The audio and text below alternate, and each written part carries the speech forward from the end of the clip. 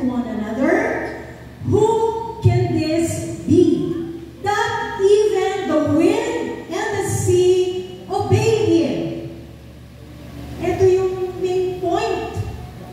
This is where the story, or this is how the story and what the story was trying to teach us. Who can this be, that even the wind and the sea obey Him?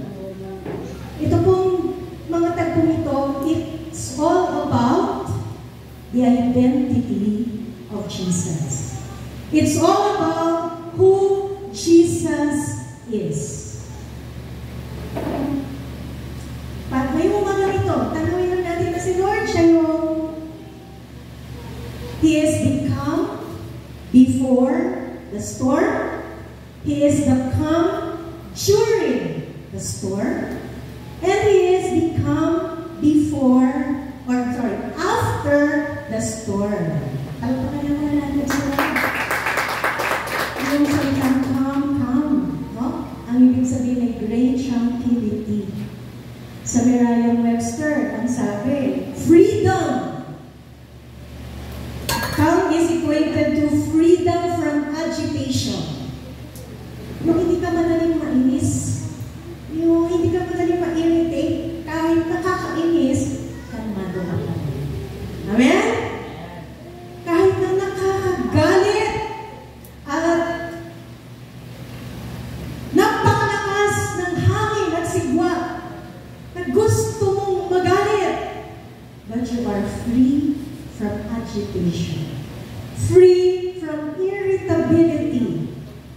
At binanggit din doon yung freedom from disturbances or vexations.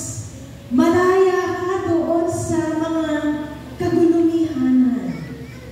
Malaya ka doon sa mga kabagabaga. Malaya ka, panatag ka, bagaman merong mga disturbances or anxieties.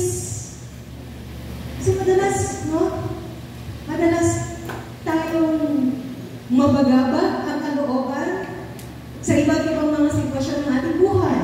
At nakapanood din doon sa Merriam definition yung freedom from excitement.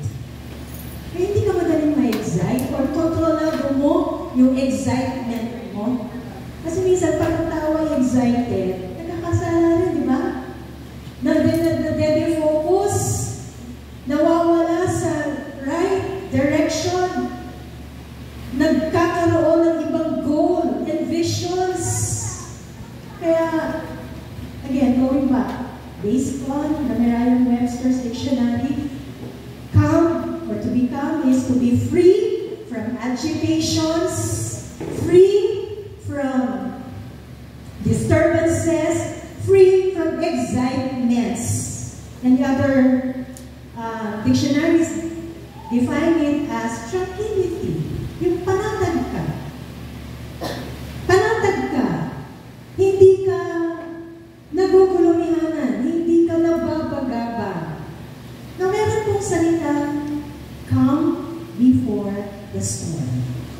Madalas, ginagamit ito is as a metaphor for a very tranquil or for a very peaceful weather system. Ang ibig sabihin ay normal condition na bago yung malakas na bagyo, bago yung malakas na sigwa, normal lang ang panahon. Ako na, maharap ka, diba? Init. Normal. Normal lang siya. And maganda makita natin itong lahat ng ito sa gustong ituro sa atin ng Panginoong Jesucristo sa pamamagitan ng talatang ito. Hindi lang ito yung basta nasa ilalim ka ni Bagyong Pipito at sisigaw ka at nag-hysterical ka na, stop the storm! Amen. Isa nagiging hysterical ng mga Kristiyano. At nagmamagic-magic at kung ano-ano yung kanilang ginagawa to stop the storm. But you know, Jesus is the God of the storm. Amen? Jesus is the God of the storm. Marami pinabay in the book of Ezekiel, Jeremiah. You know, there are angels holding the four winds of the earth. And it is the Lord who calls them to gather the winds together.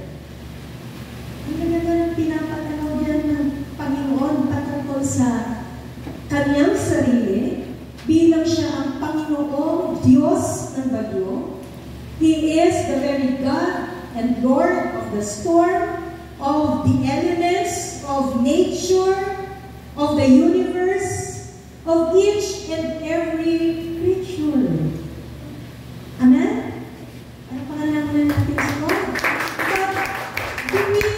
But are we learning from this account written by Mark, si Marco, although ito rin account na ito ay nabanggit sa book of Matthew and Luke, but the original writing is from the writings of Mark. At si Mark, bagamat hindi siya first-hand witness during the early public ministry of the Lord, si Mark ang nag-disciple, si Peter. So we can surmise na lahat ng ito ay testimony of Peter to Mark. Pakanyaman natin si Lord. And let's go back to the story. Sabi mo nga sa katabi mo, Jesus is the God of the storm.